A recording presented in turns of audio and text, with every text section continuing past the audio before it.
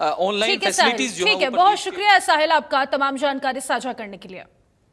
चलिए खबरों में आगे बढ़ेंगे, जहां एचटीईटी परीक्षा के लिए तारीखों की घोषणा हो गई है। 2 चरणों में एचटीईटी की परीक्षा होगी। आपको बता दें 13 और 14 जून को एचटीईटी की परीक्षा होने वाली है। 13 जून को लेवल 1 पीआरटी की परीक्षा होगी, 14 जून को लेवल 2 और लेवल 3 की परीक्षा होने वाली है।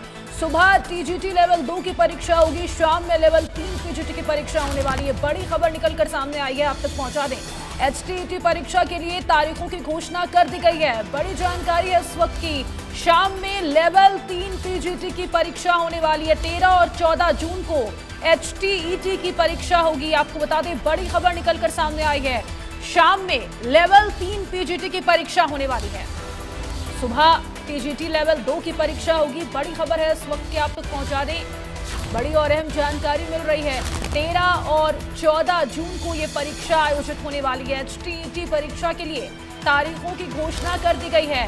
2 चरणों में एचटीईटी की परीक्षा होने वाली है। बड़ी जानकारी निकलकर सामने आई है। 13 और 14 जून को एचटीईटी की परीक्षा होगी। 13 जून को लेवल 1 पीआरटी की परीक्षा होने वाली है। आपको बता दें 14 जून को लेवल 2 और लेवल 3 की परीक्षा होने वाली है। बड़ी खबर है, यहाँ पर परीक्षा की तारीख घोषित कर दी गई है। एचटीईटी परीक्षा के लिए तारीखों की घोषणा कर दी गई है। 2 चरणों में एचटीईटी की परीक्षा होगी। बड़ी अपडेट है इस वक्त की, आप तक पहुंचा दें।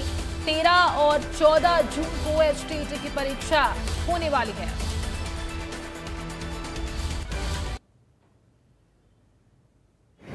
हरियाणा विद्यालय शिक्षा बोर्ड माननीय हाई कोर्ट उच्च न्यायालय के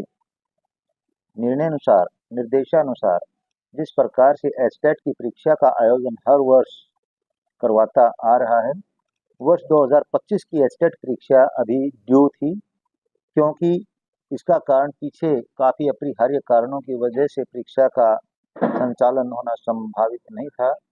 और अभी अभी शिक्षा निदेशालय से आज ही हरियाणा विद्यालय शिक्षा बोर्ड को यह निर्देश मिले हैं कि आप जून के महीने में 13-14 जून को यानी शनिवार और रविवार को एचटेट की परीक्षा जो है करवा सकते हैं।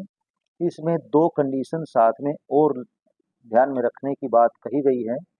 एक कंडीशन यह है कि सेंसस में जिन अध्यापकों की प्राध्यापकों की ड्यूटी लगी हुई है, उनको किसी भी प्रकार की कोई डिस्टर्बेंस इसमें ना होने पाए या उनके कार्य में बाधा ना किसी प्रकार की आने पाए।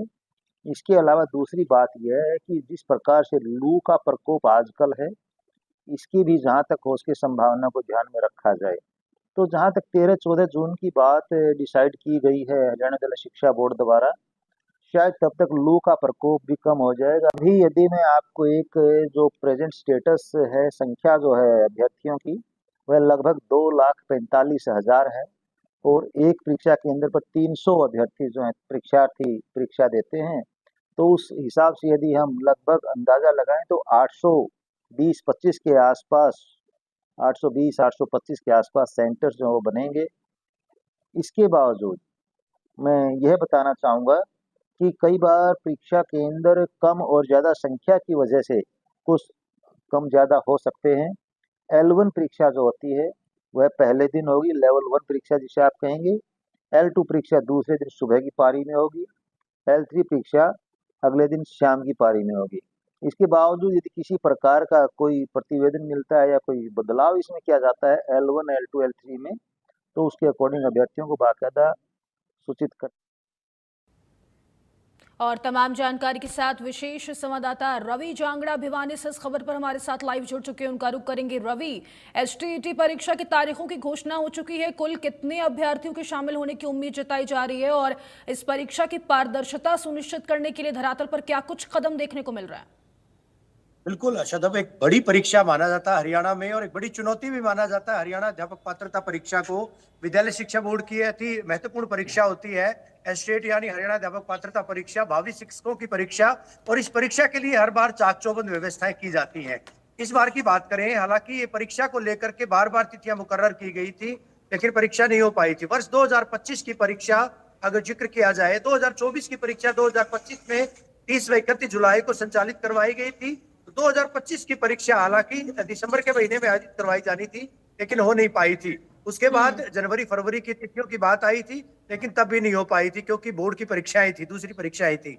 अब ये तारीखें 13 और 14 जून को तारीखों का ऐलान किया गया है, लेवल 1, 2 व 3।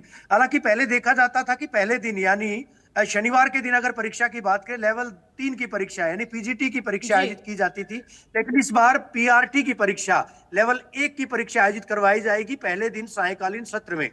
दूसरे दिन की अगर बात करें, टीजीटी यानी लेवल 2 की परीक्षा आयोजित करवाई जाएगी, जबकि दूसरे दिन शाम को यानी संडे को, रविवार के दिन 14 जून को ही जो पात्रता परीक्षा है लेवल 3 की, वो परीक्षा यानी पीजीटी की लेक्चरर की परीक्षा, पात्रता परीक्षा संचालित करवाई जाएगी। अभी तक के जो आंकड़े हैं विद्यार्थियों के, अभ्यर्थियों के, 2,45,000 के करीब अभ्यर्थियों ने आवेदन किया था। उनकी परीक्षा होगी। प्रदेश भर में 820 परीक्षा केंद्र बनाए जाएंगे, सीसीटीवी कैमरों से निगरानी की जाएगी और साथ ही साथ अगर बात करें बाकायदा फ्रिस्किंग की जाएगी, बाकायदा बायोमेट्रिक हाजिरी होगी और इसके अलावा तमाम जो परीक्षा केंद्र है वहां पर जैमर्स लगाए जाएंगे। यानी चाक चौबंद व्यवस्थाओं के बीच जो भावी अध्यापकों की पात्रता परीक्षा है उसका संचालन करवाया जाएगा। हालांकि विद्यालय शिक्षा बोर्ड को इस मामले में महारत भी हासिल है। हरियाणा की जो ये पात्रता परीक्षा है इसका जी। अनुकरण दूसरे राज्यों के जो बोर्ड है या निगम वो भी करते आए हैं। तो इस बार भी एक बार फिर से विद्यालय शिक्षा बोर्ड की परीक्षा संचालित करवाई जाएगी।